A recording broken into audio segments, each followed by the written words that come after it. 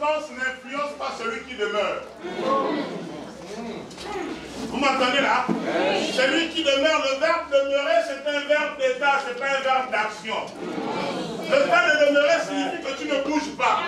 Et celui qui demeure n'est pas influençable, mais il influence. Alléluia. Il est comme la racine d'un arbre. La racine est stable, elle est statique. Mais celle qui entretient, celle qui nourrit, celle qui alimente.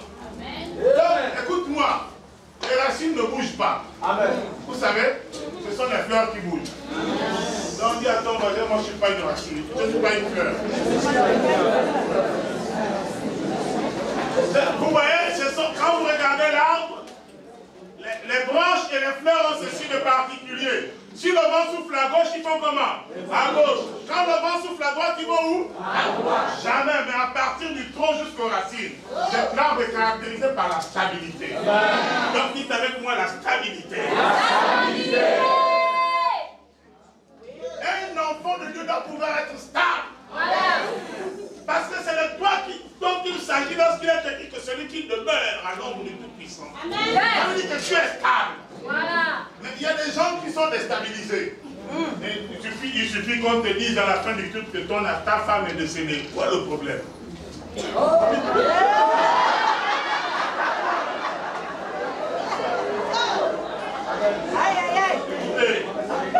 quand je prêche mes choses, les gens pensent que le pasteur exagère. Mais si vous demandez aux chrétiens de Bamanga, ils vous diront. Il y a 3 semaines, je leur ai dit que qui peut enterrer son père spirituel dans la joie. Ils m'ont regardé que le gars là parle de quoi. J'ai dit non, parce qu'à la fin du culte, on peut vous annoncer que la voiture a tamponné votre pasteur, il est mort. Et j'ai posé la question, où est le problème?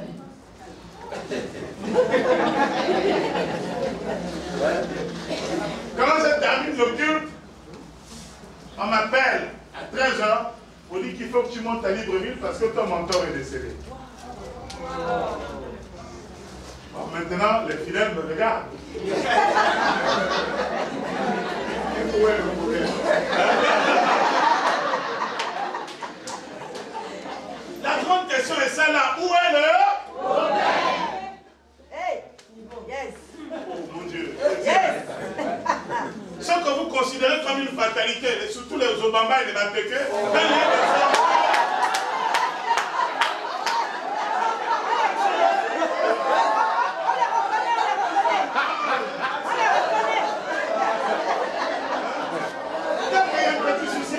je n'ai pas cité mes bonnes paroles et ma cour.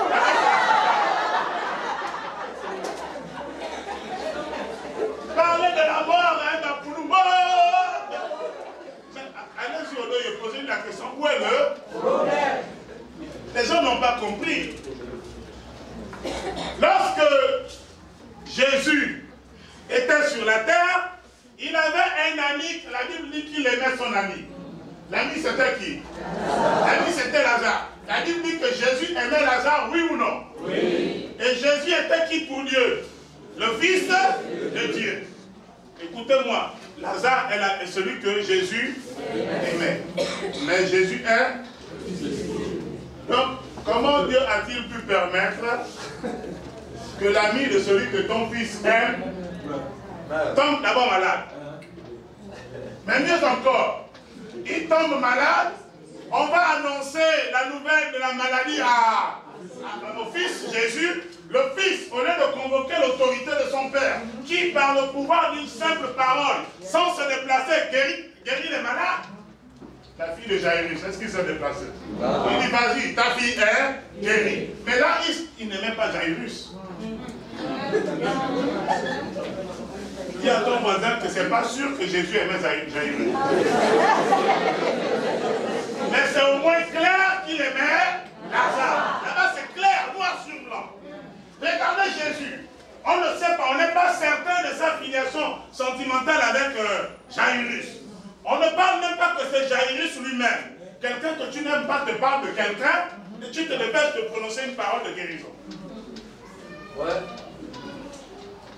Mais ici, on te parle maintenant de ton ami qui reste. C'est-à-dire celui qui te donne sa chambre à chaque fois que tu viens ici. On te dit il est mort. La Bible dit Jésus traîne les pas. Dites avec moi quel scandale.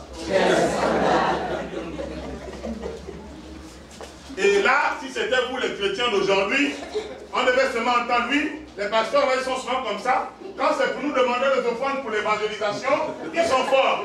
Quand c'est pour lancer l'appel pour savoir qui va héberger l'homme de Dieu, il est fort. Mais depuis qu'on a dit que son ami est malade, il traîne les pas. Et quand il arrive, il trouve que l'ami finalement n'est même plus malade. Il est mort. Et que plus grave encore, ça fait déjà 4 jours. La question c'est comment vous justifiez l'attitude de Jésus devant la situation de Lazare? Bon, le commun de mortels aurait traduit par ingratitude. C'est ça, non? Négligence.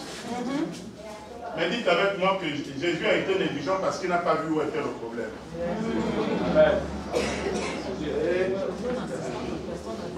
Vous avez entendu là? Il y a certaines doléances que nous adressons à Dieu où vous regardez qu'il retarde de répondre parce qu'il ne voit pas où est le problème.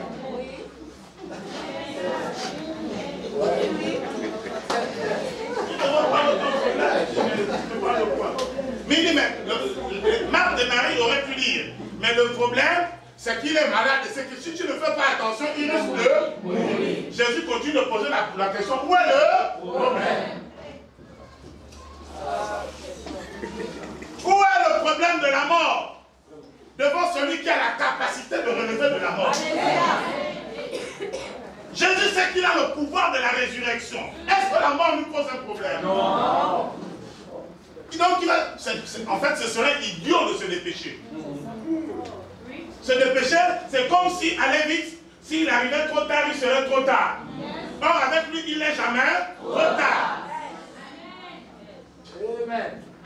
C'est pourquoi beaucoup de personnes veulent atteindre Dieu en exaucement alors que Jésus n'est pas pressé. Alléluia. Dis à ton voisin que Dieu n'est pas obligé d'être pressé de t'exaucer.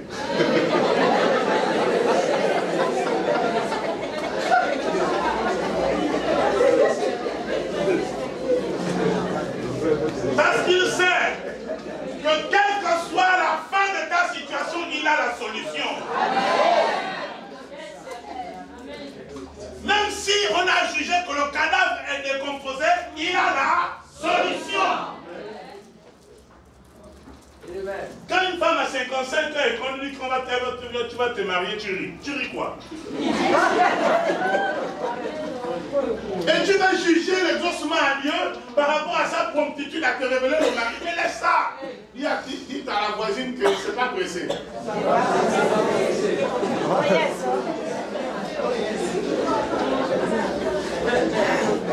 Est-ce que vous savez, je parle aux gens qui aspirent trop au mariage là, est-ce que vous savez qu'il y a des gens qui ont 20 ans de mariage sans joie? Et Dieu peut te donner 5 ans de mariage de 55 ans à 60 ans, 50 ans de mariage dans la joie. Oui. Vous comprenez là? Les 5 ans là, parce que les autres ils vivent d'abord dans les frottements, dans les collusions, dans les bagarres, dans les infidélités, dans les tensions. En fait, si vous leur posez la question, vous direz ça sert même à quoi de se marier? Parce que jusque-là, on n'a pas compris. Jusqu'au temps où l'âge de la maturité va arriver et qu'elle va commencer à jouir du mariage. Pendant ce temps, pendant qu'elle galère dans le mariage, Dieu préfère galérer dans le célibat. Donc, dans tous les cas, tu aurais eu un temps de galère.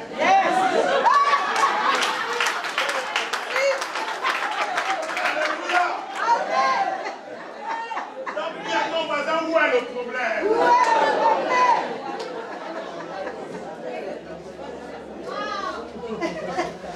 Écoutez-moi, moi je parle ici, il y a des fonctionnaires, vous pouvez me témoigner. Il y a des fonctionnaires qui font 15-20 ans sans salaire, vrai ou faux? Où est la différence avec le gars qui a fait 12 ans au chômage? Où est le problème? Sinon que même celui qui va au travail souffre plus parce qu'il paye avec son propre argent. Pendant 15 ans, il n'a pas de poste budgétaire, mais il te gaz parce qu'il a le costume, il va au travail. Toi, Dieu tarde à t'exaucer parce qu'il sait que quand il va te positionner, tu seras directement au bon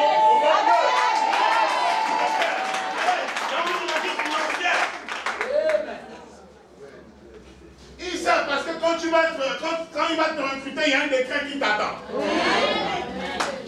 Amen. Et vous savez que quand quelqu'un est bénéficiaire d'un décret, on ne lui demande plus les pièces justificatives. Hein? Vous savez ça, non?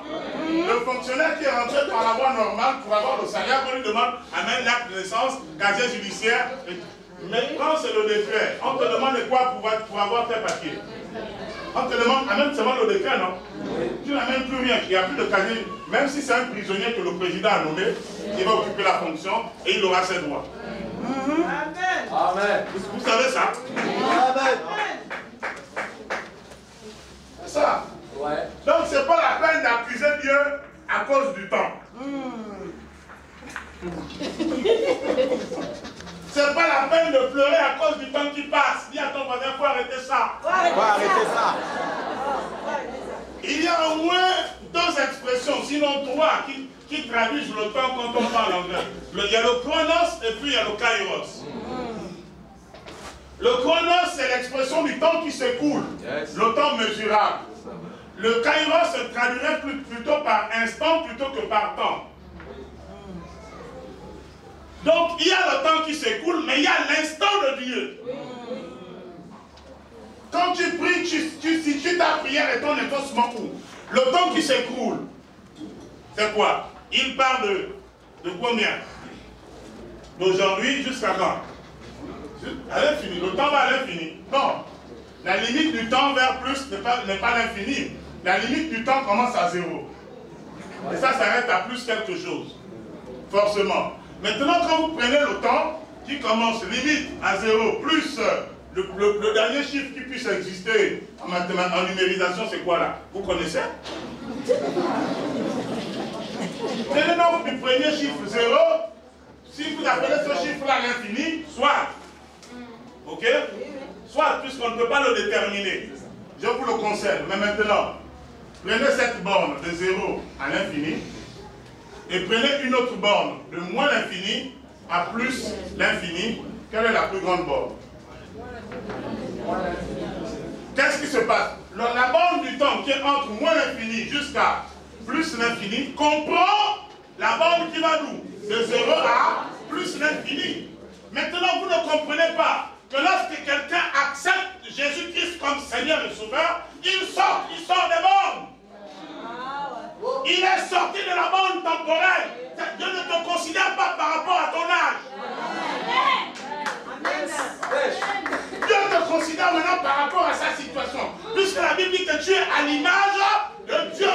Donc ça veut dire que la nouvelle naissance te rétablit dans ta situation initiale. Tu deviens comme Dieu. Or, quelle est la borne limitative de Dieu? Moins l'infini plus. Maintenant, pourquoi tu veux prier Dieu dans le temps? Yes. Le Seigneur, ça fait 2 ans que je prie. Ouais. Dis à ton voisin que le temps ne fait pas partie de la nature de Dieu. Amen. Oh non. Amen. Le temps là n'est pas dans la nature de Dieu. Et les gens tombent dans le péché, les gens tombent dans l'incrédulité, les gens tombent dans le découragement à cause du temps. Mais Dieu n'est pas pressé, c'est pourquoi Jésus ne s'est pas précipité. Oh, ça fait 3 jours. Jésus dit, je ne connais. La valeur de 3 jours n'a aucun sens dans mon langage. Flèche. Oh, ça fait 15 ans que je suis chrétien. Ça ne signifie rien. Et 15 années de chrétienté ont la valeur dans ton église. Amen. Dieu n'est pas dans le temps. On ne prie pas. Écoute, c'est les incrédules qui comptent le temps. Ouais. Mais ceux qui sont spirituels, ils travaillent avec l'instant. Ce sont les fils d'Isaacar. Quand vous entendez qu'on dit que les fils d'Isaacar discernaient le temps, ils attendaient l'instant. Et l'accouchement d'une femme, comme il y a une femme enceinte à côté de moi, il y a la révélation. Ça vient. L'accouchement d'une femme est prévisible dans le temps, mais pas dans l'instant. Nous savons tous qu'après 9 mois, elle est censée accoucher. Mais vous ne pouvez pas déterminer ni le jour, ni l'heure. On attend l'instant. Maintenant, il y a des indices de l'instant. On dit échappement des os, douleur abdominale. Et là, on sent que l'instant se rapproche de l'instant. Mais jusque-là, on ne peut pas déterminer le temps.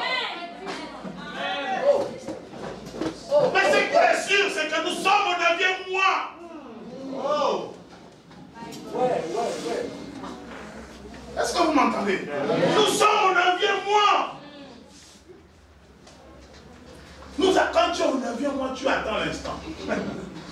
Vous m'entendez? Oui. Une femme enceinte pousse pour que l'enfant sorte. Non. Non! Oh. Sinon, elle est là. Je lui demande de pousser.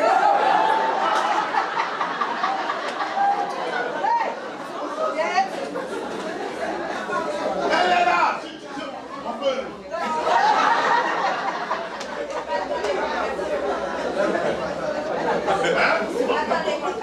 Ah, elle attend quoi? Elle attend les contractions. C'est-à-dire que dans le temps qui s'écoule, il y a des signes de l'instant.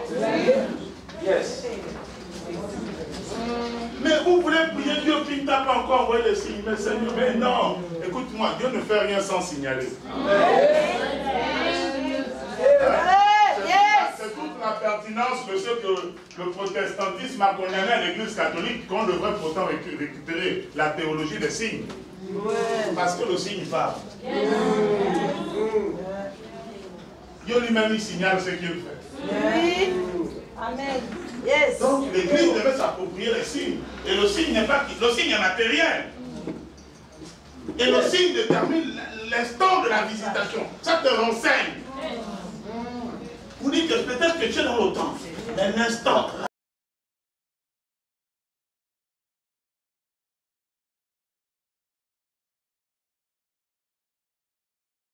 Tu n'as pas de problème. Donc voilà. Oh, ton père est mort.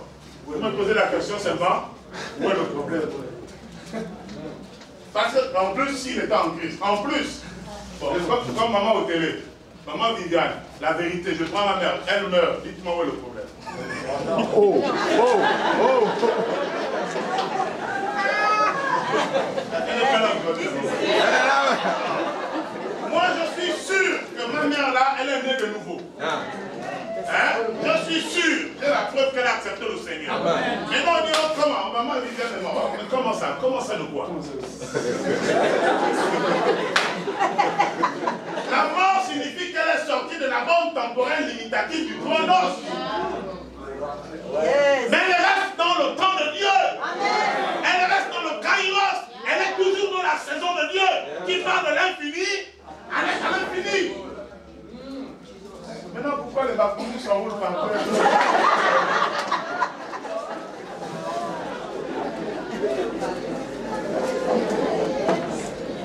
Alléluia.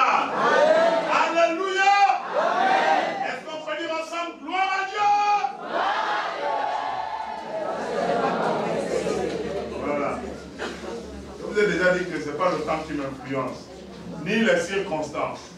Vous savez, nous tous, on peut passer par des moments difficiles. Mais la différence entre ceux qui ont lieu et ceux qui ne l'ont pas, c'est leur attitude dans les temps difficiles. Amen. Tout le monde aspire au miracle que Jésus avait fait. Dernièrement à Mouila, le pasteur Jean-Yves Boussegou est venu. Je lui dis, viens expliquer l'eschatologie, lui vient faire les miracles. En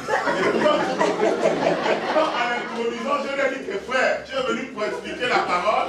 Il y a un autre séminaire avec le docteur Victor quand il vient, lui il fera les miracles. Donc, limite-toi. J'ai dit à Jean-Yves, limite-toi à ton couloir. Donc, reste, tu vois non? Explique-nous les signes de temps de la fin. Le gars, il vient, il me largue. C'est pourquoi les histoires de termes dans le séminaire, les seuls vont souffler.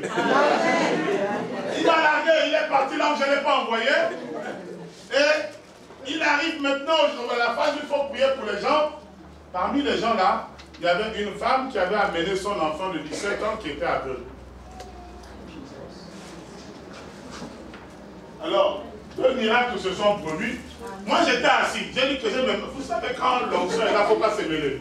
Donc je suis assis, je dis bien Seigneur, comme c'est ton serviteur qui fait ces choses, donc je l'ai averti, mais...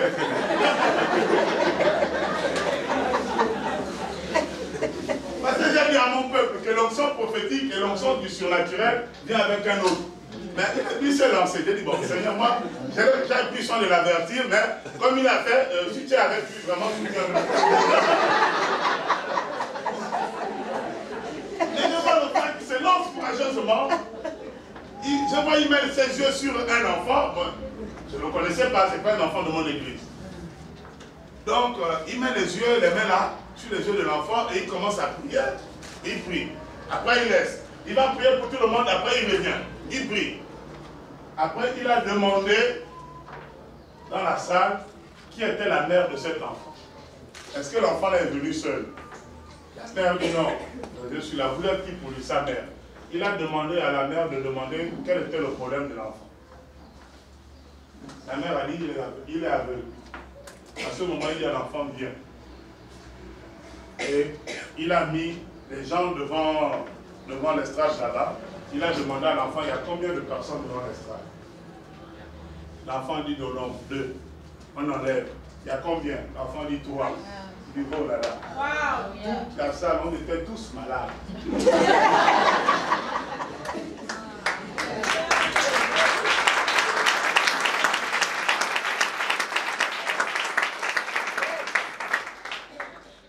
Dis à ton voisin que quand tu négliges l'onction, tu n'auras rien.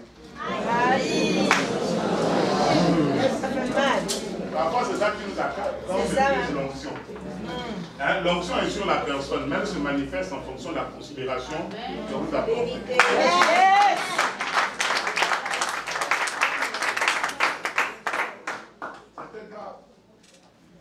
C'était grave. J'ai vu des enfants de 10 ans se lever, accepter le Seigneur en pleurant et en parlant en langue.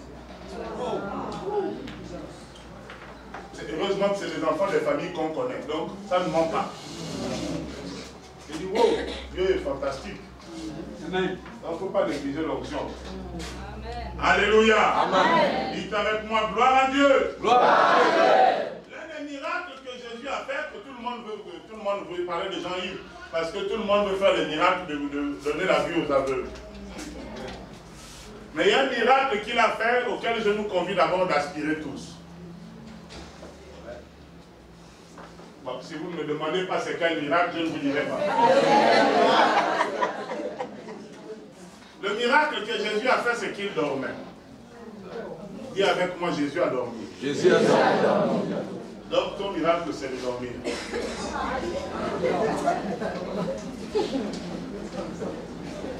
Mais regardez, c'est miraculeux. Vous savez, moi, ma femme, elle est de Mayumba. Et je suis parti à Mayumba là-bas, j'ai vu les vagues. Sincèrement, vous êtes à l'autre bout du village. À 5 km, vous entendez comme si c'était des boulets de canon. Boum, boum. J'ai dit, il y a un centre de tir là-bas. On me dit non. Ça, ce sont les vagues de Mayumba. J'ai dit, ah, ça. Boum, boum. Donc, quand la vague monte là, quand ça descend, ça fait boum. Maintenant, j'ai compris. Le Seigneur m'a dit, maintenant, imagine quand on dit qu'il y avait la tempête dans la barque. La barque, c'est la pirogue. Maintenant, regarde les vagues qui montent au niveau du toit de cette maison et qui redescendent. Si tu es dans la pirogue, la probabilité de chavirer est de combien? Vous comprenez là? Voilà Jésus dans la barque.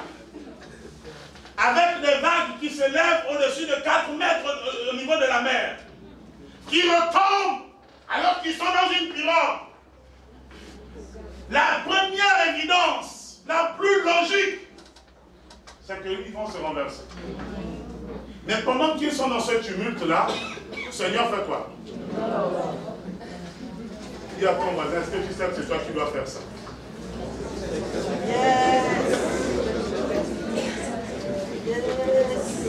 Tu dois dormir. Quand les situations se lèvent autour de toi, le miracle d'un enfant de Dieu ne consiste pas seulement à déplacer les montagnes.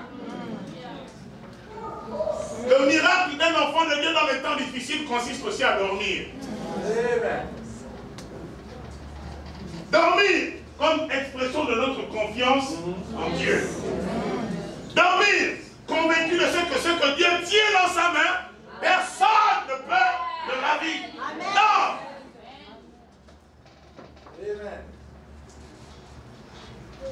Dis à ton voisin que quand la barque veut se renverser, il faut dormir.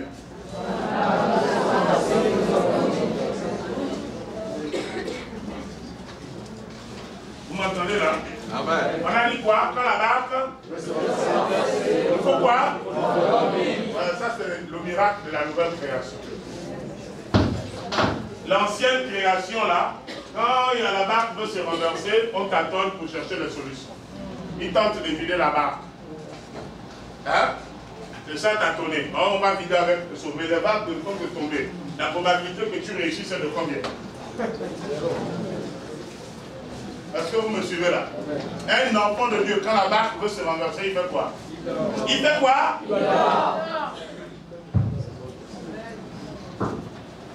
Est-ce que vous m'entendez là?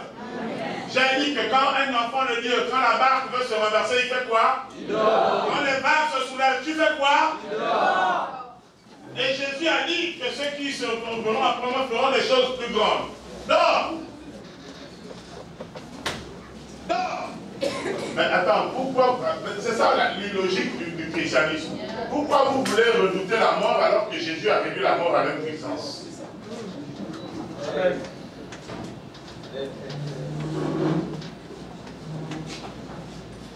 Réduire la mort à l'impuissance, c'est-à-dire lui arracher ce qu'il fait, ce qui lui conférait l'autorité sur nous. Et précisément cette fois, c'est le temps. L'autorité de la mort est dans le temps. Mais quel temps? C'est le chronos. Si je bascule dans l'intervalle du kairos, c'est-à-dire le temps indéterminé de Dieu, est-ce qu'il y a un problème? Seigneur, nous te rendons toute la gloire. Parce que tu nous dis que la révélation de ta parole est claire. Elle donne de l'intelligence à ceux qui la reçoivent avec simplicité. Au moment d'écouter ta parole, nous prions, Seigneur, que les dispositions soient favorables à recevoir cette parole comme une semence au nom de Jésus-Christ. Amen. Amen.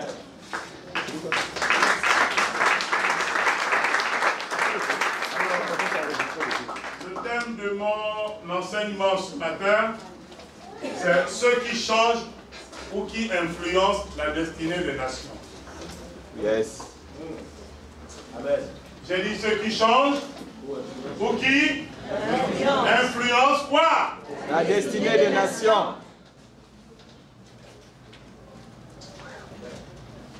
C'est vrai que la Bible déclare que nous sommes des étrangers sur cette terre. C'est la théologie du pèlerinage. La Bible reconnaît qu'ici, nous ne sommes pas chez nous, c'est vrai. Mais la Bible dit aussi que nous sommes le sel de la terre. Sur cette terre-là, le sel est censé laisser une saveur. Ça veut dire que le sel influence. Nous sommes la lumière du monde, mais nous ne sommes pas du monde. Ça veut dire que notre passage dans le monde est censé faire quoi? Est censé éclairer. Soit nous sommes là pour donner la saveur, soit nous sommes là pour éclairer le monde. Donc, dans toute évidence, tous ceux qui sont nés de Dieu triomphent du monde. Amen. Alléluia. Amen. Dites avec moi, je triomphe du monde. Je triomphe du monde. Et la victoire qui triomphe du monde, c'est quoi? C'est quoi ça?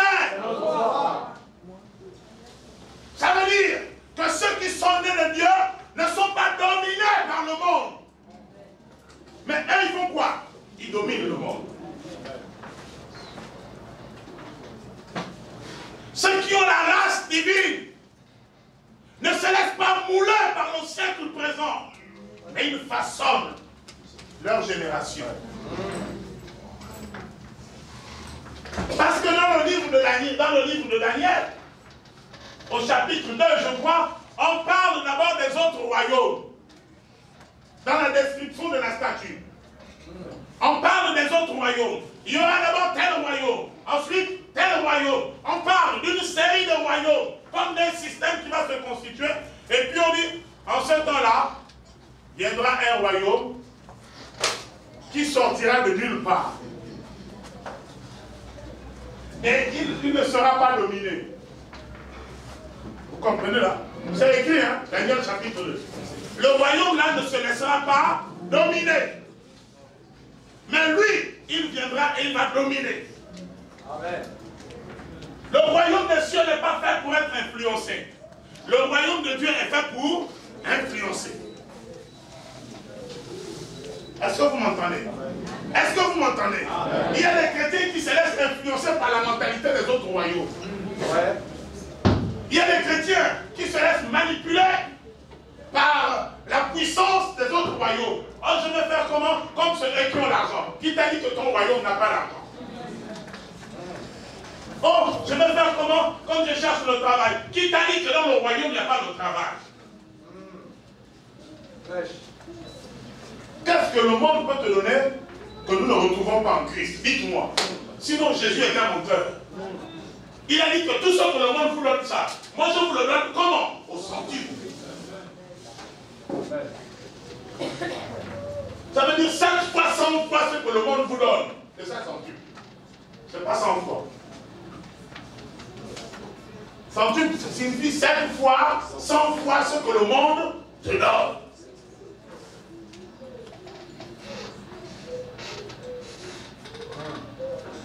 Il te donne ça. Je suis désolé d'entendre dire que les pasteurs abandonnent le sacerdoce pour entrer dans autre chose. Et quand on enquête, on se renseigne, on nous dit, oh, c'était pour avoir ceci. J'ai dit, mon Dieu, donc Jésus était menteur. Parce que si tu vas prendre ça là-bas, c'est qu'il n'y avait pas ça en Christ. Je suis surpris, je suis navré, je pleure. Quand un ancien d'église renonce à son sacerdoce pour devenir adepte d'un parti politique, au nom de ceux qui veulent une nomination, je pleure. Ça veut dire que Jésus n'est pas capable de le positionner. Je pleure qu'on se laisse pervertir. Des sœurs en Christ qui acceptent de se laisser courtiser par les patrons pour maintenir le poste. Je pleure.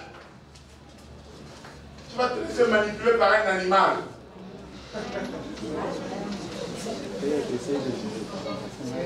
Non, je suis désolé. L'homme sans Dieu, c'est un animal. Il y a une sœur qui est venue me voir dans l'église, là, surtout les sœurs. Oh non, j'ai quelqu'un qui m'a déjà dit, ok, il t'a demandé la même, d'accord, maintenant pourquoi tu me demandes? Oh non, bon, en fait, parce que sinon il ne prie pas, mais il est bien.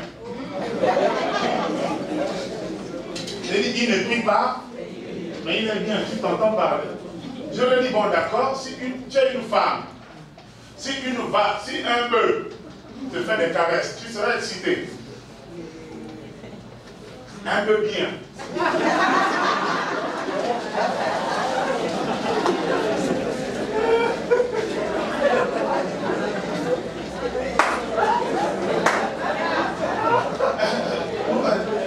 Regardez ça.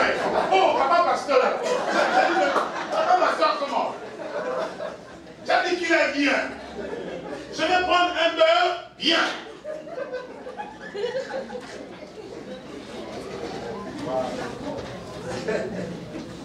Alléluia. Si on a compris ça, l'église, si on a compris ça, à chaque fois qu'on veut nous influencer pour quelque chose, il faut leur dire que j'ai déjà. Amen. Amen. Vous m'entendez là?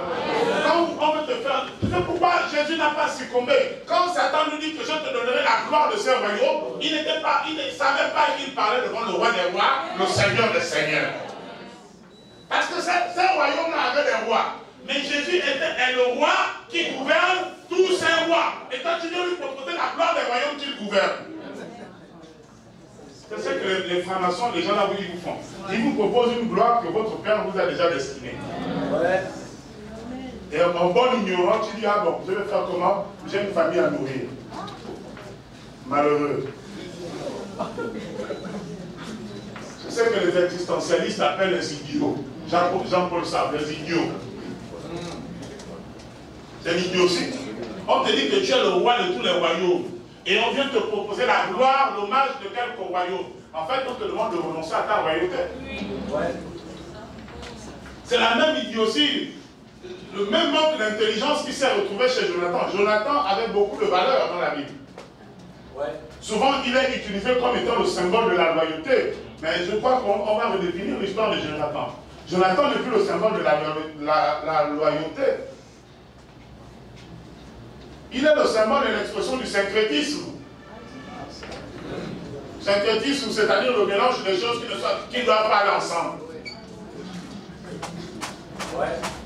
Quand vous son alliance avec David, il semblait avoir compris que David était effectivement l'héritier du trône d'Israël. Il va conclure l'alliance avec David, mais il continue d'être au service de son père. Et beaucoup de gens tombent dans cette erreur-là.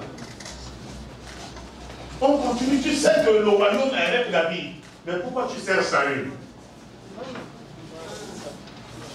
Tu sais que la vie est en Jésus, mais tu te soumets quand même aux traditions de ta culture. C'est-à-dire que tu es un peu chrétien, mais un peu traditionnaliste. Et il y a des gens comme ça. Il est chrétien, mais les délibérations de ces conseils de famille ont autorité même sur ça.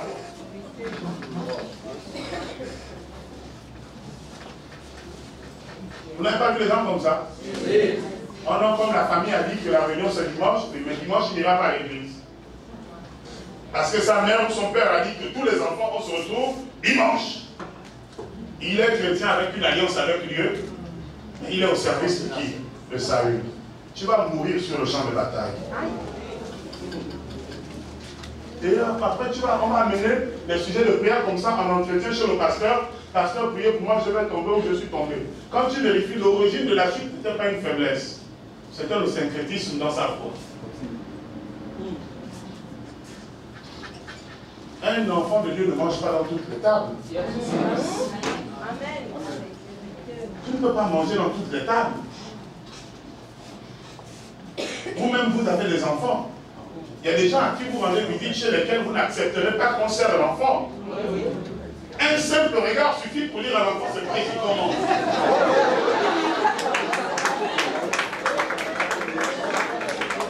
Un simple regard suffit pour dire à l'enfant, tu m'arrêtes ça. Et quand on lui propose d'entendre non, l'enfant lui dit non, c'est bon. Ça, c'est un enfant éduqué. Mais l'enfant qu'on a regardé et qui a quand même mangé, ça, c'est pas ton enfant.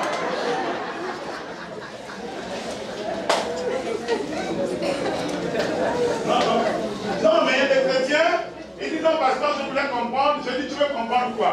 Oh non, j'ai écouté une prédication de tel pasteur. J'ai dit, mais attends, qui t'a envoyé l'écouter? Je ne dis pas que le pasteur n'était pas bien, mais avant d'aller là-bas, est-ce que tu m'as demandé? Et c'est le problème que vous nous causez dans les églises et dans les familles. J'ai quand même j'ai eu beaucoup de respect pour la fille d'un collègue, d'un frère serviteur de Dieu. Elle a eu une demande en mariage. J'ai été impressionné par la loyauté de cet enfant. C'est-à-dire qu'elle est partie avec son père, comme je suis venu ici avec mes enfants.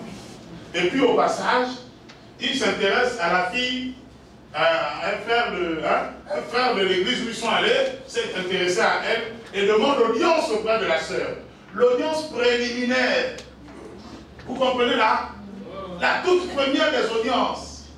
Mais la fille là, avant de partir, est allée vers son pasteur. Il faut dire que nous étions prêchés à Sivre. Pendant que nous étions là, il y a un diacre ou un frère qui me faisait les yeux doux. Et il m'invite parce qu'il dit qu'il veut me parler. Le père lui dit, maintenant tu peux partir. Elle est partie. Alléluia. Amen. Donc quand le pasteur m'a fait ce rapport, j'ai béni cet enfant. J'ai dit, mon frère, j'ai appelé mon frère pasteur. J'ai dit, quoi qu'il arrive dans la situation de cet enfant-là, sache que cette fille-là, c'est vraiment ta fille. Elle est née de toi. Parce que si c'était les autres là, ils seraient d'abord allés feuilleter le dossier, voir ce qu'on va leur donner à boire, manger ce qu'on va leur donner à manger, et devant les conséquences, on est maintenant. Parce que j'ai un entretien, ça ne va pas. C'est ça qu'on fait ici. Donc, dis à ton voisin, il ne faut pas faire souffrir le pasteur cadeau. Un enfant bien élevé, quand il sort avec ses parents, on lui amène la bouffe, il regarde d'abord son père. Il ne regarde pas au plat. Il regarde d'abord son père. Le regard d'approbation dit oui, il faut manger. Le regard de réprobation dit essaie de faire ça, tu vas faire. Mais sans regarder le père, tu fais les choses. Et quand c'est qui se passe à jamais, il n'y a pas de rédemption pour toi. Tu seras sauvé par ta capacité à te relever toi-même, par toi-même de tes épreuves. Aucun mal ne peut être tendu là. Parce que la Bible dit qu'on ne méprise pas la grâce. Hein. Bon, on parlait même de quoi?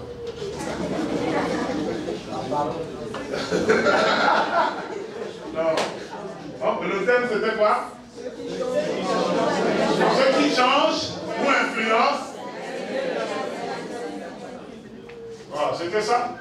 Et je suis en train de vous démontrer que ceux qui appartiennent à Dieu ne sont pas influencés ni influençables, mais c'est eux qui influencent.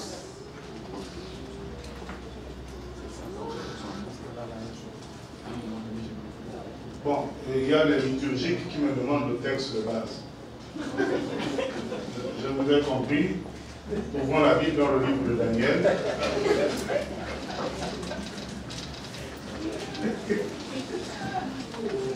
Vous savez, ils sont partout, hein, les traditionnalistes. Ceux qui viennent m'écouter juste pour savoir si je respecte la doctrine de Cyril. Bon, il n'y a pas de souci. Je vous vois, mais je me vengerai. Il y a les soutenances l'année là. C'est bien.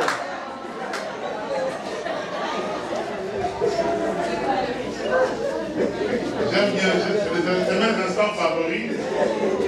Et je serai programmé. Il n'y a pas un programme pour moi, hein. Je prends du premier au dernier. J'ai déjà parlé à un pasteur Fabien, on n'alterne pas. Vous faites alterner tout le monde. Moi je viens en retraite ici, je dors là. Quand je me réveille, on s'assoit, voilà. Donc vous êtes là pour me regarder sur ce que je dis, c'est correct. Mais moi aussi, je verrai sur ce que vous dites souvent, c'est correct. Chacun son tour chez le coiffeur.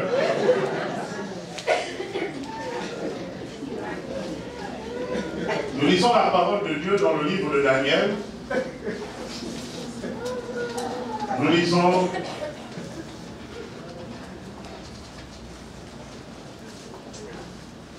le verset 3. Est-ce qu'on peut se tenir debout? Hein? J'ai dit quoi? Le verset 3 du chapitre 1. On peut aussi parler comme ça, non? Les gars, ils sont là. Comme on a l'habitude de donner d'abord le chapitre, moi je donne le verset. Oh. Ok, donc Daniel chapitre 1, verset 3. Là, c'est bon, non? Oui. Voilà, là maintenant j'ai respecté votre doctrine. C'est juste les pharisiens qui sont là. Regardez, non, mais comment il peut donner d'abord le verset par le verset? Ok, Daniel chapitre 1, le verset 3. Le roi donna l'ordre à Ashpenaz, le chef de ses eunuques, d'amener quelques-uns des enfants d'Israël de race royale ou de famille noble. Des jeunes gens, sans défaut corporel, beaux de figure, doués de sagesse, d'intelligence et d'instruction, capables de servir au palais du roi, et à qui l'on enseignerait les lettres et les langues des Chaldéens. Amen. Amen. On doit asseoir dans la présence de Dieu. Et nous parlons de quoi depuis là? Ce qui change la destinée des nations. Dans le texte que nous venons de lire, ce n'est pas la première fois que je prêche sur Daniel ici, le contexte est le même. Israël avait évolué, était parti du désordre national à une organisation nationale autour d'un système qu'on appelle la monarchie. Le premier roi, c'était qui? Le premier roi d'Israël, c'était Saül. Et il s'en est suivi une succession de rois jusqu'à Salomon. Et à partir de Salomon, le royaume s'est divisé. Tout ça, c'était Israël. Ceux qui étaient restés fidèles à Dieu, ils sont restés deux tribus, Judas et Benjamin. Tout le reste, ils ont été emportés par le royaume du Nord. On dirait qu'ils auraient été exterminés. Mais ceux qui étaient partis au royaume du Sud, il s'est passé que sous Nebuchadnezzar, je crois en 500 ou en 486, il est venu. Salomon avait construit le temple en Israël. Oui. Et Dieu avait promis que le temple là serait le rempart du peuple au jour de la détresse. Oui. Quand vous regardez l'acte 2 Chroniques 7, 14, quand le pays sera malade, si mon peuple vient prier ici, je l'exaucerai des cieux. Donc en vérité, le rempart, le lieu sûr en Israël, c'était quoi? C'était quoi? C'était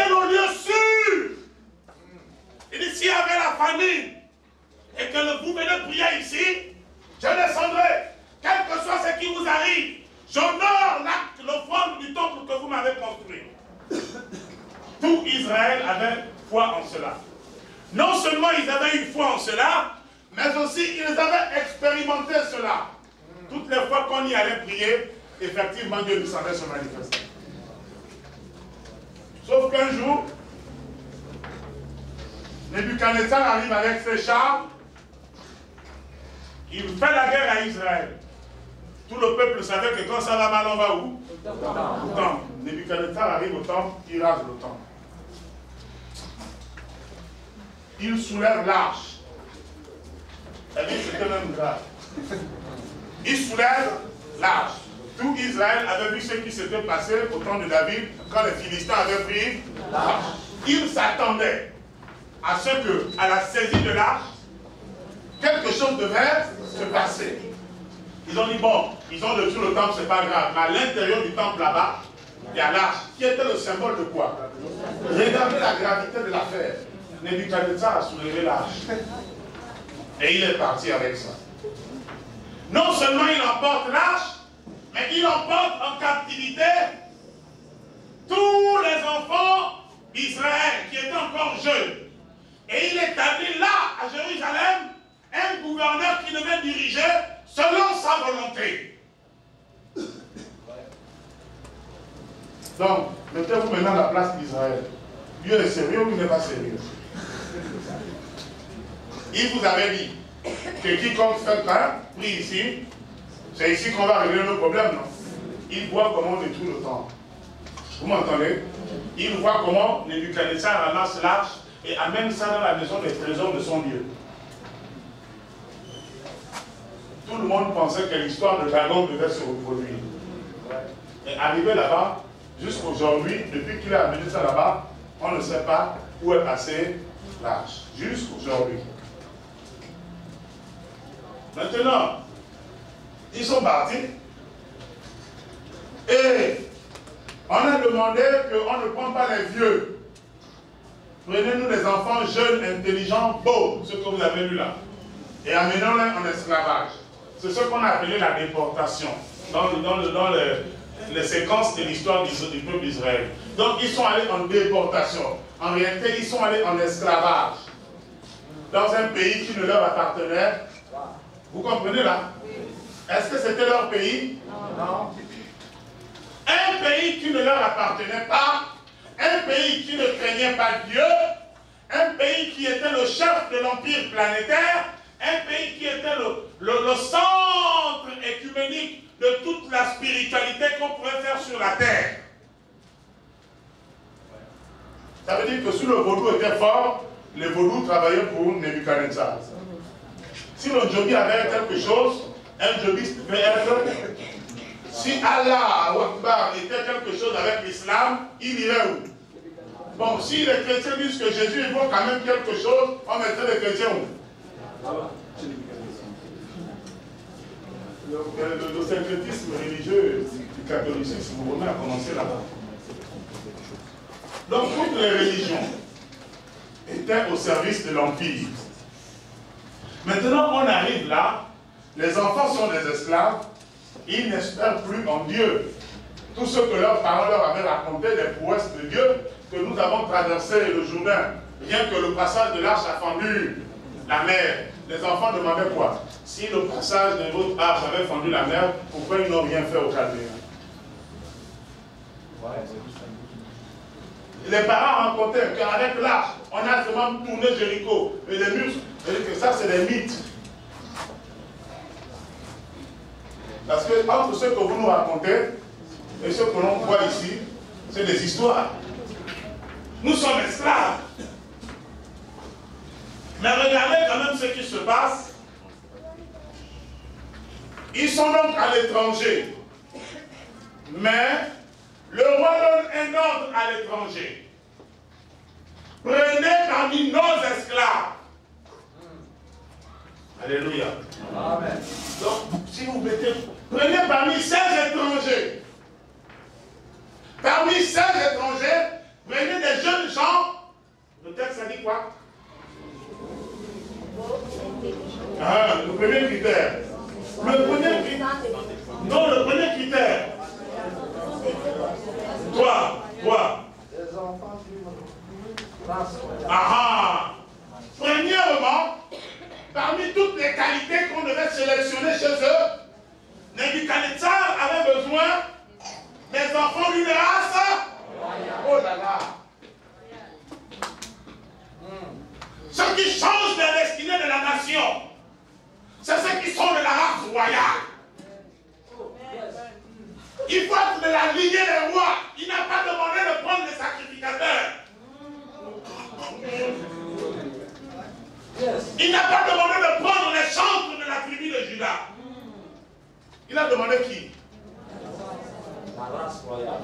Dis à ton voisin que le monde attend la race royale.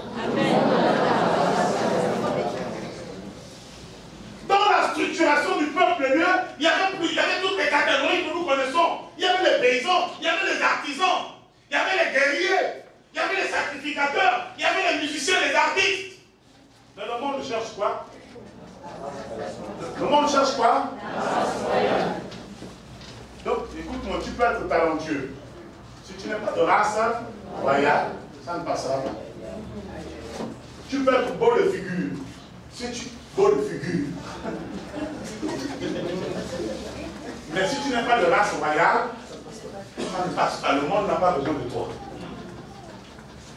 Alléluia. Tu peux être de bonne éducation. Tu peux être diplômé. Mais la condition de base qui avait été posée, c'était laquelle?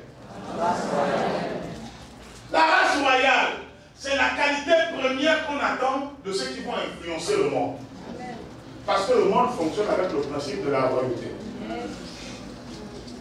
N'oubliez pas que dans le monde spirituel, on parle des autorités, des dénominations, des principautés. Tout le champ lexical là que vous trouvez dans l'organisation satanique, c'est la royauté. Ouais. Et il n'y a qu'un roi qui peut parler à son homologue. Ils se comprendront. C'est pourquoi pour rentrer dans les nations, pour rentrer au cœur des nations, parce que c'était ça la condition, il fallait rentrer jusqu'au centre de Babylone, jusqu'au cœur des affaires. Le roi dit, si les étrangers là, si les chrétiens là doivent venir ici, prenez les chrétiens de Tyr qui sont de race royale. Amen. Dis à ton voisin maintenant quelle est ta race.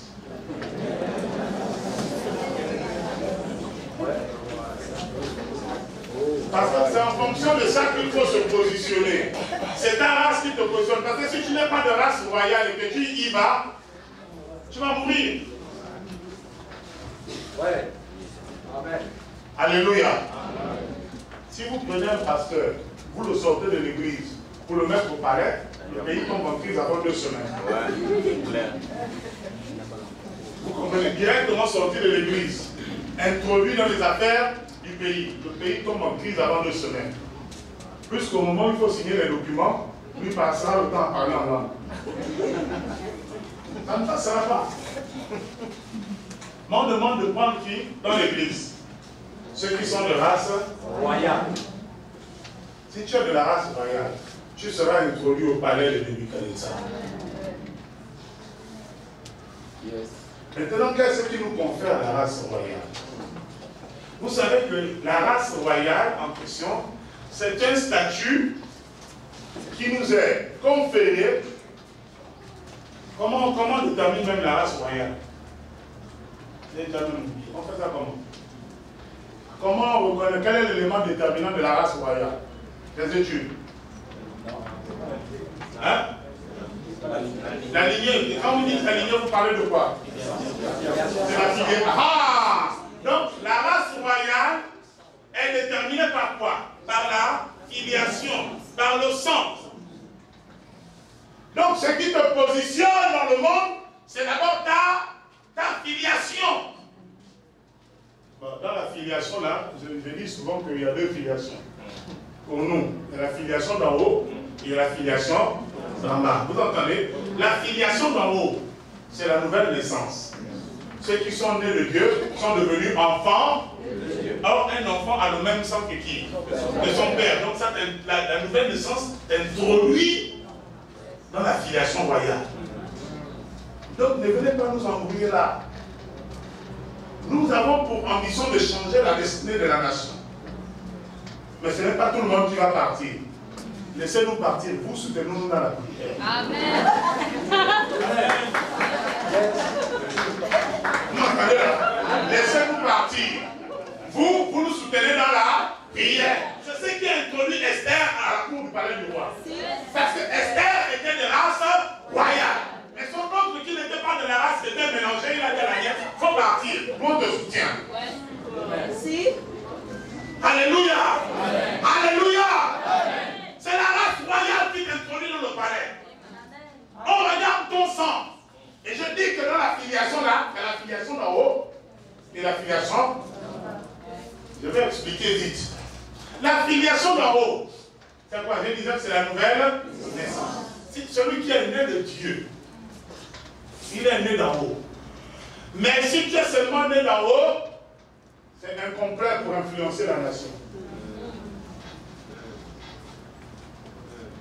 Il manque la filiation d'en bas. Parce que vous regardez la filiation de Jésus, vous trouvez la double filiation. Dans la Bible, on l'appelle bien fils de Dieu. Vous êtes d'accord, non? Mais il était aussi le fils de qui? De Joseph ou de David, c'est la même chose. Il est fils de David par qui? Par Joseph. Quand on l'appelle fils de David, c'est sa filiation d'en bas. Quand on l'appelle fils de Dieu, c'est sa filiation d'en haut. Jésus avait les deux filiations. Qu'en est-il de toi?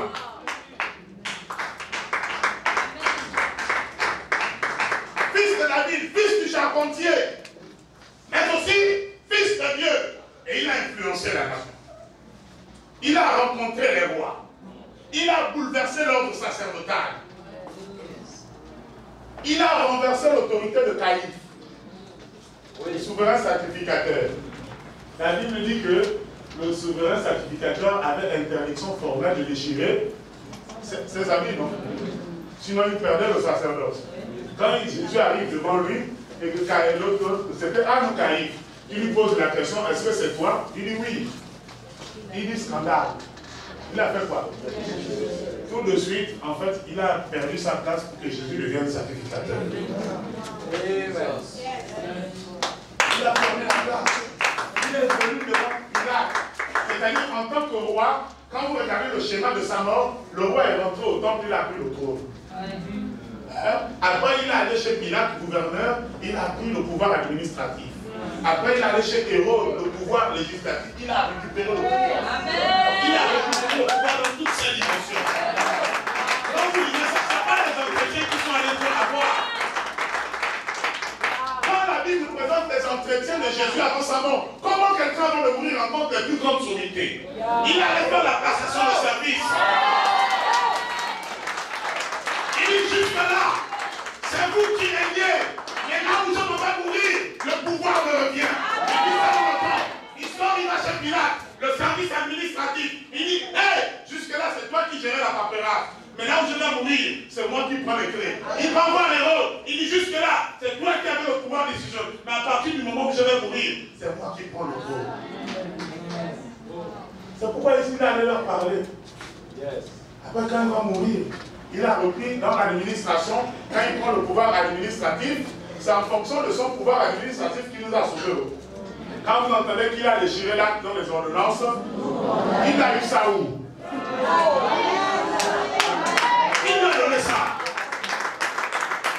Pour déchirer un acte administratif, il faut être là où c'est rangé, oui ou non? Puisqu'il avait récupéré ça auprès de Pilate, tous les actes de gestion, il a les casiers judiciaires de chacun.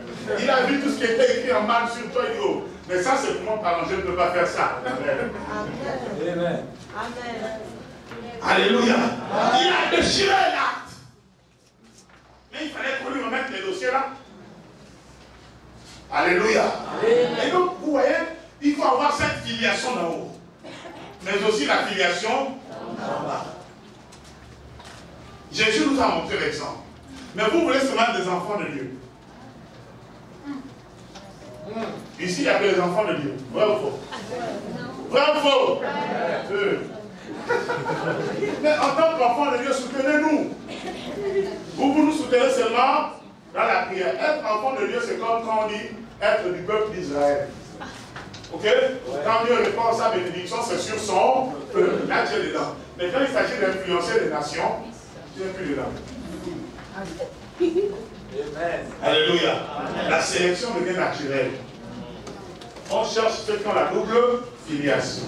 Filiation d'en haut et la filiation d'en bas. C'est avec ça que ça marche.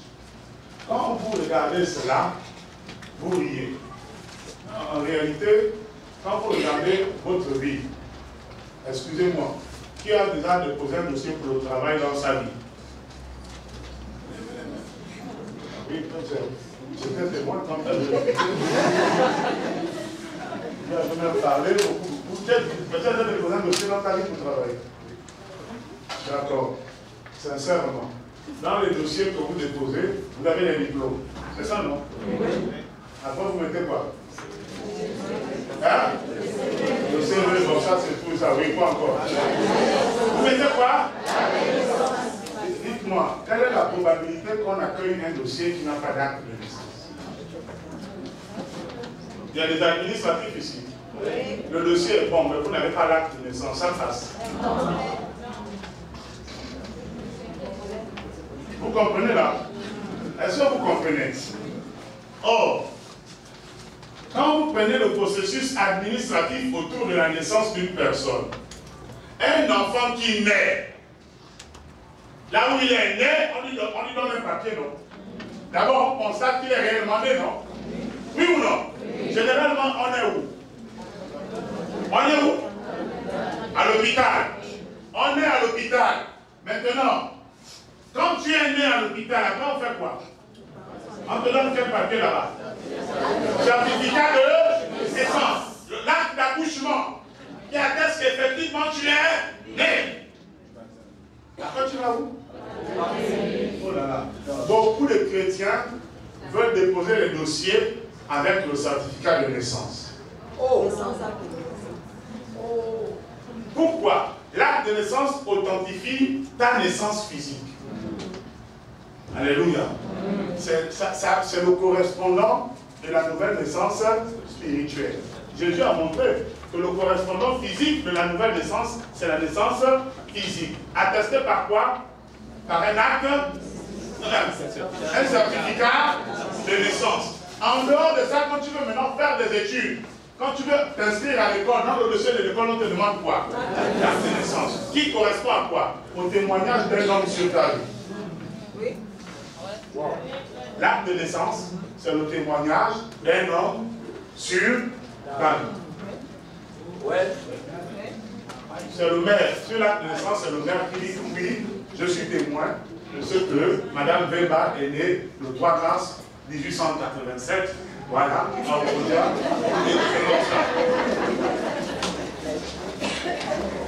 donc il y a la naissance effective, mais il y a le témoignage d'un homme.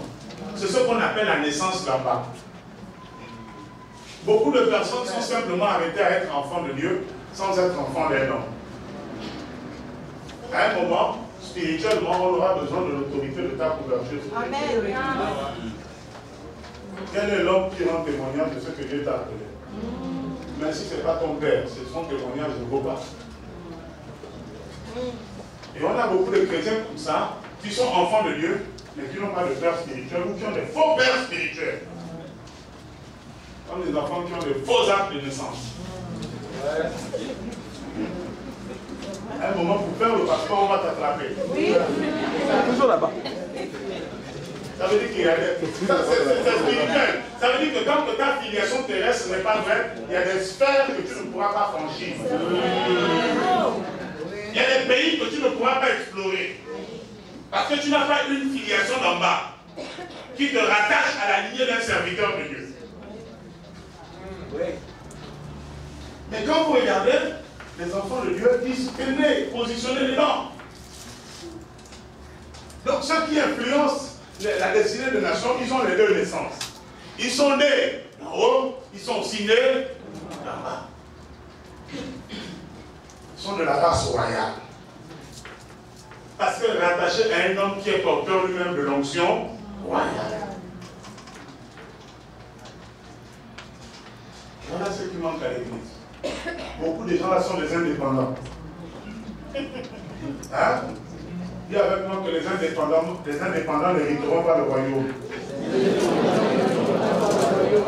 Parce que le royaume se transmet de génération en génération. Si tu es indépendant, ça veut dire que tu n'as aucune lignée. Tu as les Melchisedec spirituels.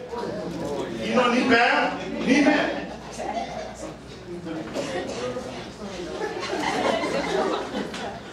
Il est seulement enfant de Dieu, ou bien il est seulement gars. Mais il n'a pas une filiation d'en bas. Ou bien quand ils les ont, ce n'est pas de vraie filiation. Vous êtes d'accord qu'il y a des faux actes de naissance, non? Oui. Il y a des faux. Il y a des gens qui se croient être des enfants, qui sont des faux enfants. Comme des enfants attribués. Mais c'est les épreuves de la vie qui va révéler qui est réel dans le Fils. Vous savez, sur la filiation de Jésus, tout au long de sa vie, c'était l'objet d'un débat. La conclusion a été tirée le jour de sa crucifixion par le centenier romain. Certainement celui-là était le Fils de Dieu. Mais tout le débat, tout au long de sa vie, même Jean-Baptiste est rentré dans le débat, est-ce que c'est réellement lui le Fils de Dieu? On reconnaît le Fils à son obéissance jusqu'à la mort. Oh, les enfants te disent non mon père, ils t'appellent sur mon père parce qu'on te voit à la télé mon frère. Comme tu as un ministère florissant, mon père, attention. Est ton fils, celui qui t'obéit jusqu'à la mort. C'est le fils. Quand tu commences à demander un truc difficile, là on va louer Bercy. Hein? On veut louer la salle, comment on l'appelle? L'hôtel Boulevard. Quand tu vas commencer à imposer, il faut imposer des montants aux gens. Tous ceux qui se prétendent fils là donnent. Quand ils commencent à dire qu'on exagère, il faut savoir que c'est pas un enfant.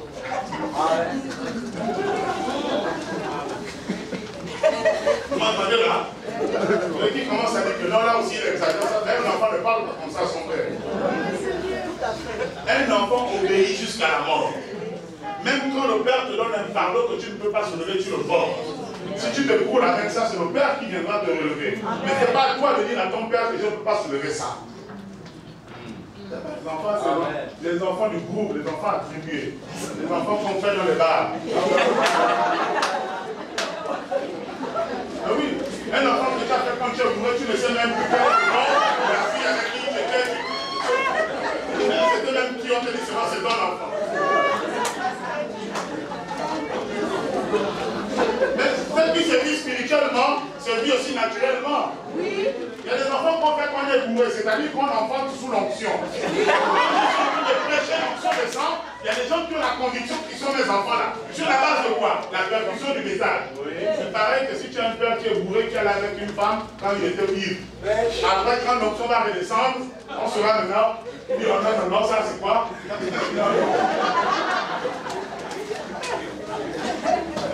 Les enfants comme ça, quand l'enfant, c'est pas les explosions de l'onction. C'est comme quelqu'un qui est bourré, l'onction va finir sa part. À la fin de la prédication, je deviens un homme normal. Les vrais enfants seront obéissants jusqu'à la mort. C'est-à-dire, si ce que tu lui demandes lui coûte de mourir, il va le faire. Lui là, c'est lui le fils. C'est pas tous ceux qui nous embrouillent là. Alléluia. Alléluia. Amen. Donc, ceux qui influencent la nation, ce sont ceux qui ont une lignée royale. Par leur filiation d'en haut et leur filiation d'en bas. Ne nous embrouillez pas. Pas des enfants de bas.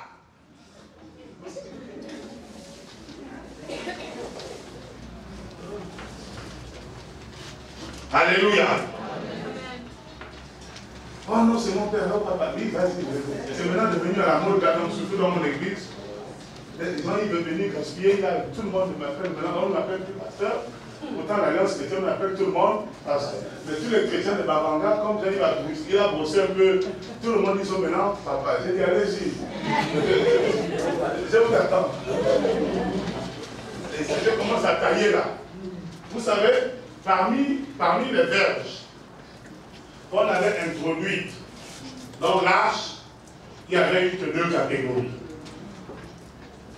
Celle qui avait fleuri et celle qui n'avait pas fleuri. Et pourtant, toutes avaient été introduites dans l'arche. Mais celles qui ont été établies, ce sont celles de ceux qui ont été. Ceux qui ont été établis, c'était les propriétaires de la verge qui avaient. Faites attention avec ça. On peut tous vous rattacher à un ministère. On peut tous vous rattacher à un homme de Dieu. Mais dans cette alliance-là, il y a ceux qui fleurissent, il y a ceux qui périssent. Ouais. Oh. Yes. Vous m'entendez là? Oui. L'arche était réellement le symbole de la présence de Dieu. On a introduit tout le monde. Mais là-dedans, il y avait deux catégories. Ceux qui avaient fleuri et ceux qui avaient péri. Et dans la parabole aussi de Jean-Baptiste, c'est même Jésus qui a repris ça dans Jean 15. Il dit que l'arbre qui porte les branches, l'arbre a des branches. Les branches sèches et les branches qui fleurissent sont les branches du même arbre. Mais il y en a qu'on coupe pour le feu, il y en a qu'on demande pour produire. Donc ne pensez pas que parce que vous êtes rattaché à un ministère, que vous êtes déjà en sécurité. Regarde si les branches ont poussé. Amen. Si les branches ont poussé, tu seras émondé et tu vas produire plus. Amen. Mais si tu vois que ta verge est séchée, tu t'exposes au péril. Et les gens sont là, non, comment ça? Et pourtant il marche avec un grand homme de Dieu, et pourtant c'est moi qui le transporte avec ma voiture, mais quelle est ta verge? Celle qui périt ou celle qui fleurit? Amen. Quelle est ta verge? Non, pourtant c'est moi qui finance, à chaque fois tu la cesses. Mais tu finances, mais quelle est ta verge? Toutes ont été introduites dans la présence de Dieu. Faites attention avec ça. Il y en a qui sont les fils de la gloire. Donc, on retient. Ceux qui influencent quoi? La destinée des nations, c'est qui? C'est qui ça? C'est la race qui est déterminée par quoi?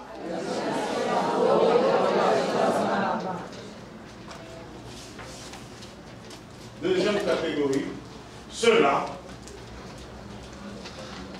Daniel chapitre 2, verset 48.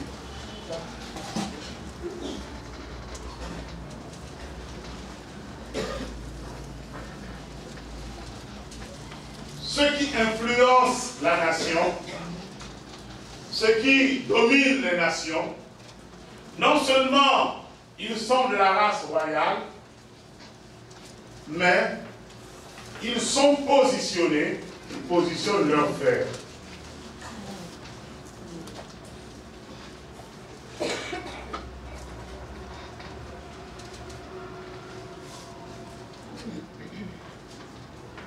J'ai dit quoi? La deuxième catégorie, c'est quoi? Ils font quoi?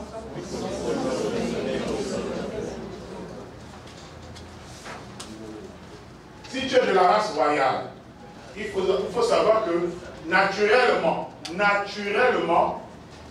c'est-à-dire que ton positionnement ne va pas se discuter. Ce qu'on discute, c'est l'authenticité de ta filiation. Voilà, c'est ça qui détermine si tu vas être élevé ou pas.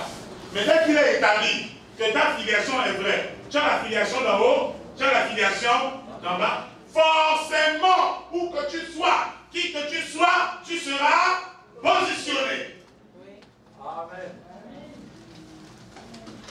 C'est pourquoi il est écrit de Jésus que c'est pourquoi, c'est-à-dire, quand on dit c'est pourquoi, Paul prouve d'abord qu'il était le Fils de Dieu. Il dit, puisqu'il a été établi, qu'il a été le Fils de Dieu, parce qu'il a obéi jusqu'à la mort. C'est pourquoi Dieu l'a souverainement élevé. Donc Dieu l'a positionné. Dieu ne pose, écoute-moi, il l'a élevé, ce n'est pas pour tout le monde. Ce n'est pas seulement pour ceux qui ont accepté Jésus à la bouche. C'est pour ceux qui ont la filiation d'en haut et la filiation d'en bas. Et qui sont capables d'obéir. À ce moment-là, Dieu te positionne. Ça ne dépend pas de ton cursus. Oh. Amen. Ça ne dépend pas de tes compétences. Ça ne dépend pas de tes relations. Ça dépend de ta filiation. Tu es de la race royale. Tous ceux qui y sont destinés à la royauté. Et la vie de Joseph en est la preuve. Le fait que son père l'ait recouvert de manteau, c'est le symbole de quoi? La royauté. Donc on a fait de Joseph, on a remis le sacerdoce royal à Joseph. Quand il va chez Potiphar, il est le roi des esclaves. Quand il va en prison, il est le chef des prisonniers. Quand il sort, il est le chef de l'Égypte.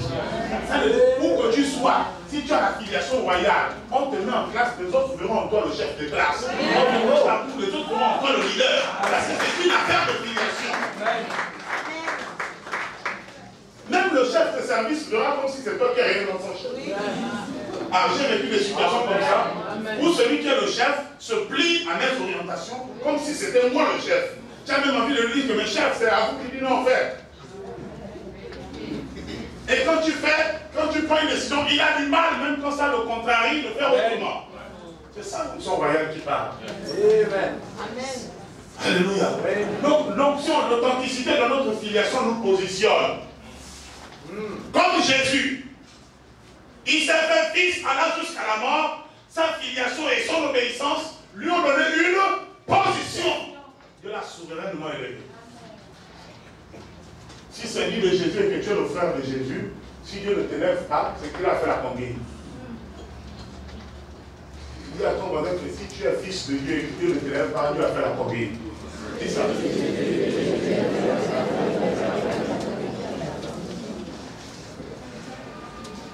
Or, la Bible dit que Dieu ne fait pas, la combine. Vous m'entendez? S'il élève un fils, les autres fils vont être quoi?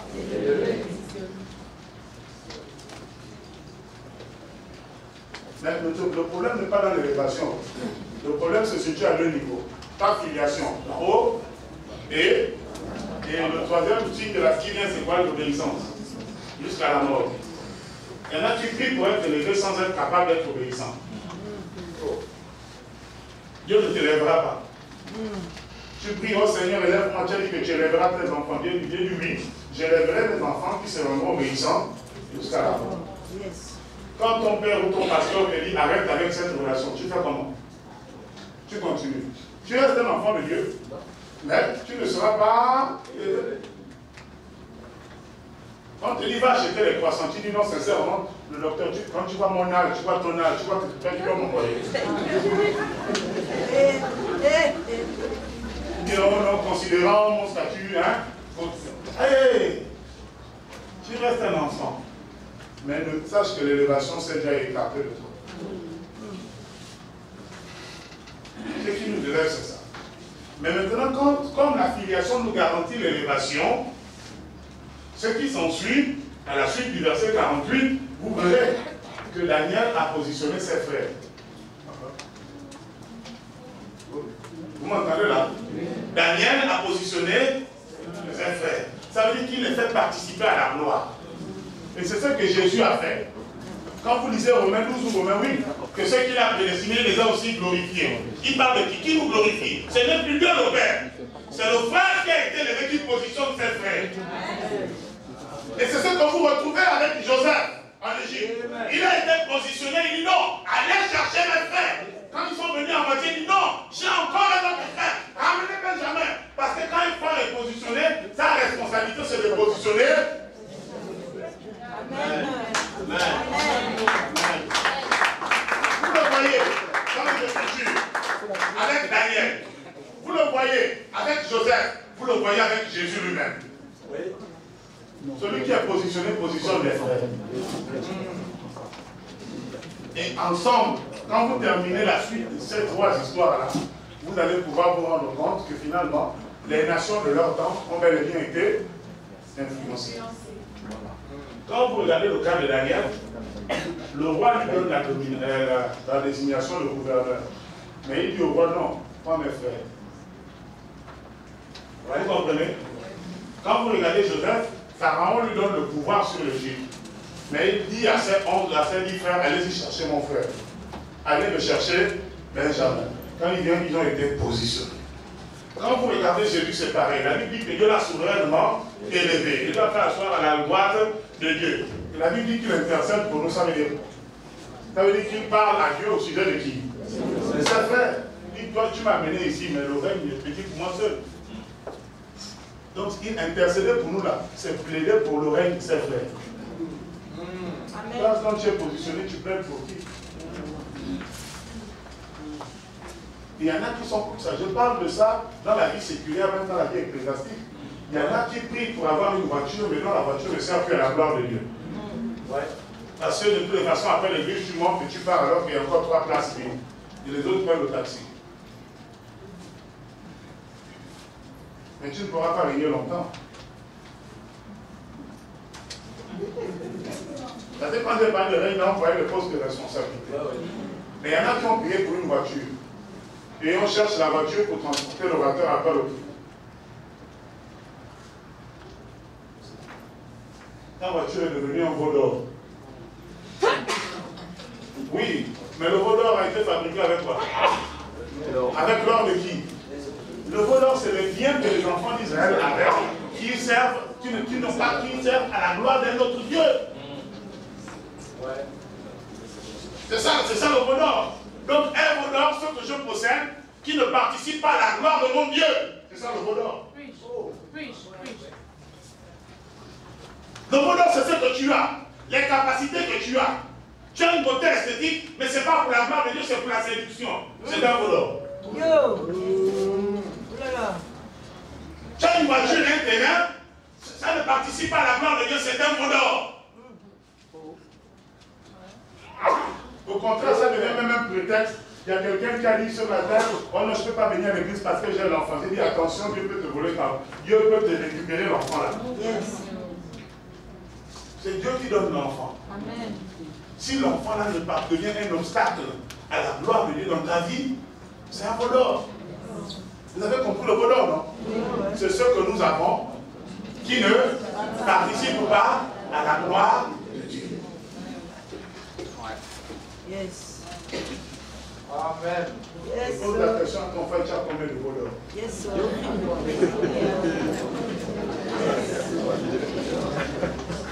Il y a dans une église où on a des cuisiniers. Cuisiniers professionnels. Est-ce qu'on devait chercher les restaurateurs pour les séminaires? Normalement, non. Non. Et pourtant, on travaille, tu as le temps pour l'église, tu n'as pas le temps. Attention, hein. Ton métier peut devenir un veau d'or. Tu es médecin à l'église, mais tu n'as jamais pris l'attention du pasteur. Oh, yo.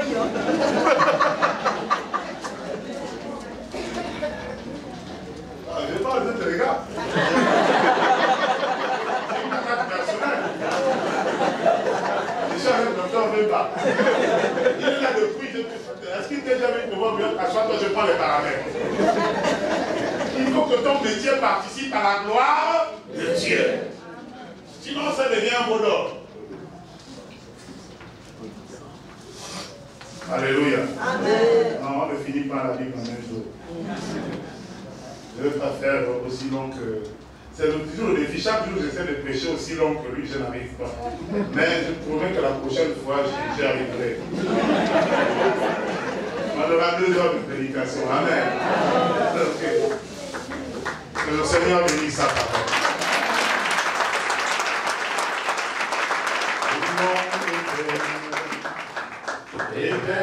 Éternellement, il nous a bénis, c'est lui qui nous a choisis. Tous ensemble nous pouvons chanter de joie, nous pouvons crier. Ensemble nous pouvons chanter de joie, nous pouvons crier. Oh, alléluia, il nous a bénis, encore alléluia, il nous a choisis, louons l'Éternel, éternellement, il nous a bénis, c'est lui qui nous a choisis, ensemble nous pouvons chanter,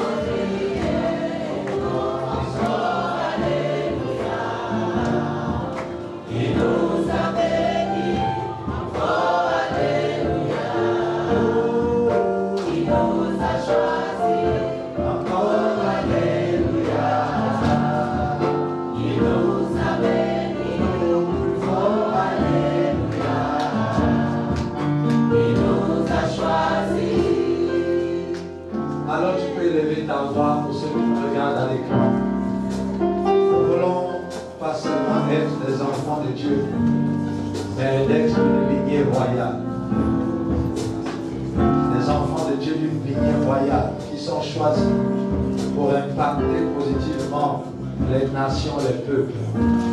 Ceux d'une lignée royale, les enfants qui ont une filiation dans le ciel, nés de nouveau et sur la terre, qui ont un Père aussi royal.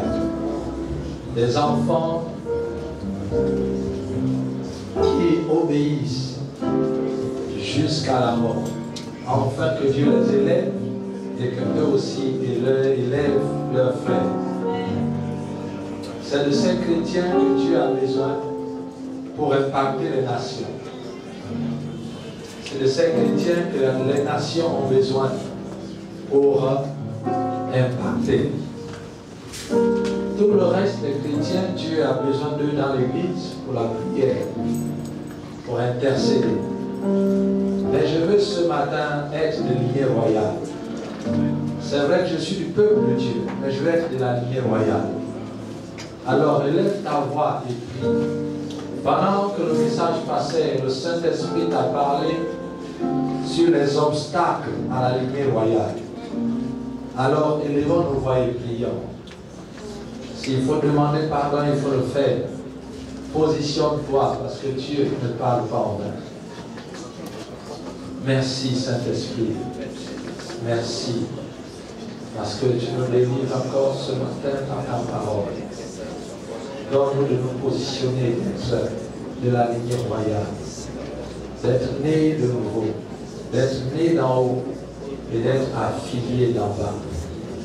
Donne-nous, Seigneur, de marcher dans l'obéissance, de ne pas être comme les Melchizedek, sans généalogie, sans père. Seigneur, nous avons besoin de toi. Interviens et agis maintenant. Merci, Seigneur, de nous aider à nous débarrasser des voleurs.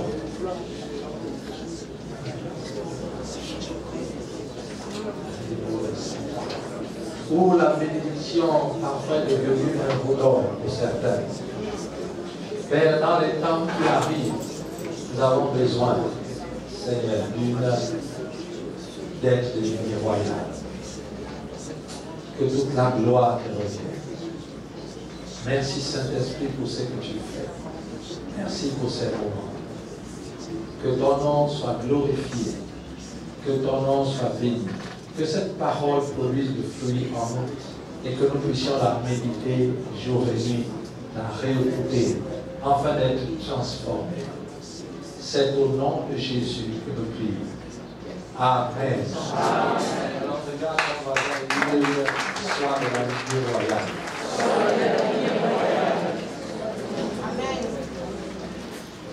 Alléluia. Alors ce message est très important. C'est un message prophétique. C'est un message prophétique. Parce que dans les derniers temps, nous aurons l'impression que tout ce que Dieu a dit dans l'Église, ou ce que Dieu a dit pour l'Église, concernant l'Église, en fait, n'a pas... C'est comme si ce n'était plus vrai. Tout ce que Dieu avait dit sur le temple a été renversé par Nebuchadnezzar. Et toutes les malédictions qui avaient été prononcées par Dieu pour quiconque toucherait le temple, aucune n'a touché Nebuchadnezzar. Nous vivons un temps où, en fait, les organisations chrétiennes ne seront plus un rempart de protection. Le diable va poursuivre les gens jusque dans l'église. Et on verra, et on le voit déjà. Dans les temps de la fin, ce sont des temps où le diable n'aura plus peur des églises.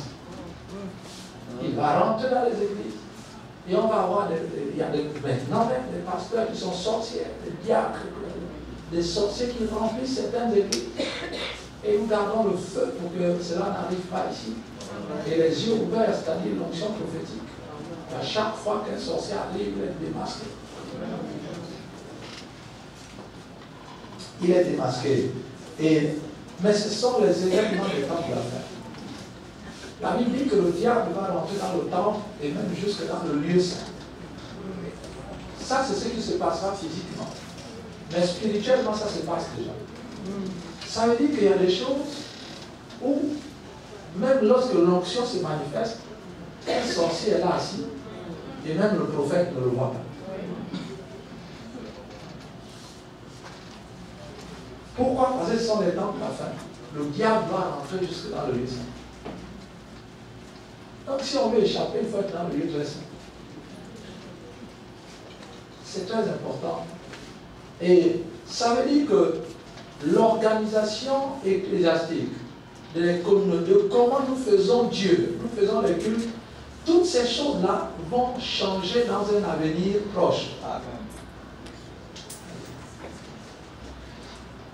Le monde va rentrer, et le monde est en train de rentrer dans l'église. Mais nous vivons un temps, ça va même par d'autres. Le diable aura expressément laissé par Dieu accès, c'est ce qui est écrit. Et spirituellement, il y a des choses qui vont se passer. Mais ce qui va nous sauver, c'est que même lorsque le temple a été détruit, les gens ne savaient plus aller passer le culte. Il y avait de repères. Tout le peuple a été disséminé. L'arche est partie. Le temple est détruit. Donc on ne sait même plus par où prier. On n'a même plus l'assurance que Dieu est là. Mais il y a une chose. Quelles que soient les attaques que le monde fera contre l'Église, quelle que soit la virulence et la destruction qui va s'abattre sur les organisations chrétiennes qui sont les dernières gardiennes de valeurs de la Bible. Tout cela va s'abattre. Mais il y a une chose que le monde aura toujours besoin. C'est les gens de lignée royale. C'est les gens de lignée royale. On a détruit tout Israël. On a tué tout le monde. Le Nebuchadnezzar a disséminé la majorité de personnes. Mais il a envoyé un message, il dit, gardez-moi la lignée royale. Parce que Nebuchadnezzar savait que pour que son royaume soit grand, et pour que le royaume des Chaldéens se développe, il a besoin des gens de la lignée royale. Quel que soit ce que le monde pourra faire contre l'Église, mais le monde sait que sans nous, c'est-à-dire ceux de la lignée royale, les gens seuls vont pas marcher. Voilà pourquoi chaque fois qu'il y a des problèmes, ils se tournent vers l'Église et disent, mais les chrétiens sont où? C'est parce qu'ils savent que les chrétiens ont quelque chose qui peut bloquer ce que le diable fait. Mais ce n'est pas tous les chrétiens, c'est ceux de la lignée royale. Ça veut dire que le diable peut fermer, ou le monde peut fermer les églises. Mais le monde aura toujours besoin des chrétiens, des gens authentiques, des gens qui ne sont pas corrompus, pour aller gérer les finances du pays. Donc en même temps, on ferme le culte, mais en même temps, on cherche des gens qui peuvent gérer. Donc tu peux, pendant qu'on t'empêche de prier, en même temps, on te donne la promotion. Parce que tu es la lignée royale. Et on sait qu'on a besoin de toi. Donc nous n'avons pas d'autre choix. La race des rois ne suit pas. Alors ce qui se passe, c'est que le prophète, le pasteur et le prophète de ce matin nous a été vraiment dans le même esprit. Nous avons eu une rencontre samedi et nous allions passer l'annonce dimanche dernier et ainsi de suite. Une rencontre avec les travailleurs, les cadres, les hauts. Nous avons cette rencontre Jéricho, c'est quoi? C'est changer le Gabon depuis mon lieu de travail. Voilà. Et cette année, nous avons un thème important que nous allons commencer et poursuivre toute l'année 2023. C'est le salut de la nation et l'onction royale. Et quand le pasteur est arrivé, il a lu ça et dit, mais je ne savais pas, Dieu lui a inspiré la royauté, mais il ne savait pas déjà qu'on avait un programme comme ça. Ça veut dire que c'est un clin d'œil que Dieu nous donne pour montrer qu'on est sur le chemin. Qu'un pasteur revient de Mouila et quand il prie, Dieu lui donne le message sur la royauté. Et on a un programme aussi sur la royauté. Mon frère, ma soeur, si tu doutes encore que Dieu est ici et que Dieu nous dirige, alors là, il y a un problème. Amen. Donc, ce qui nous reste à faire, c'est d'en faire partie ou de ne pas en faire partie. Bien, ça, c'est pas suffisant. Et il m'a parlé de ce qui manque. Il m'a dit, ce que vous faites, c'est bien, vous priez pour la nation. Ça fait 4 années, gloire à Dieu, c'est bien. Mais il m'a dit que le travail que l'église, mon église fait au Gabon, c'est un travail, c'est un grand costaud qui veut abattre un grand arbre avec un couteau de cuisine. Et il m'a montré cette image. Il dit, l'homme costaud, c'est l'église du Gabon. Vous êtes remplis de dons. Il a dit que votre église, c'est-à-dire l'église du Gabon, les chrétiens gabonais, dit, vous n'avez jamais aussi beaucoup prié que ces dernières années, depuis que l'évangile est arrivé au pays, dans cette nation. Il dit, l'église a vraiment prié depuis quelque temps, dans ces derniers temps. Il dit, mais votre problème, ce n'est pas le manque d'onction. Votre problème, ce n'est pas l'arme. Votre problème, c'est l'outil que vous utilisez pour abattre cet arbre. Il dit aussi que vous pouvez être aussi fort. Mais si vous voulez abattre un arbre avec un couteau de cuisine, vous aurez l'impression que vous êtes faible et que l'arbre est trop fort. Et cette impression vous vient en fait de l'outil que vous utilisez. Parce que quelle que soit la taille de l'arbre, on peut l'abattre. Et c'est ça l'image des chrétiens du Gabon. Lorsqu'on regarde la situation, comment le diable est en train de, le rouleau compresseur du monde des ténèbres, on a l'impression que nous les chrétiens, en fait, nous sommes faibles. Parce que depuis qu'on prie le mal, les choses ne changent pas, ça s'empire. Et on a l'impression que de l'autre côté, toutes les organisations sataniques au Gabon sont fortes. En fait, cette impression nous est donnée par l'outil que nous utilisons. Et tu m'as dit qu'il vous manque l'onction royale. L'Église ne connaît pas l'onction royale. Et pendant 4 mois, le Seigneur m'a expliqué c'est quoi l'onction royale. Et c'est ce que nous allons expliquer pendant 1 an, tout 2023. Nous aurons des réunions avec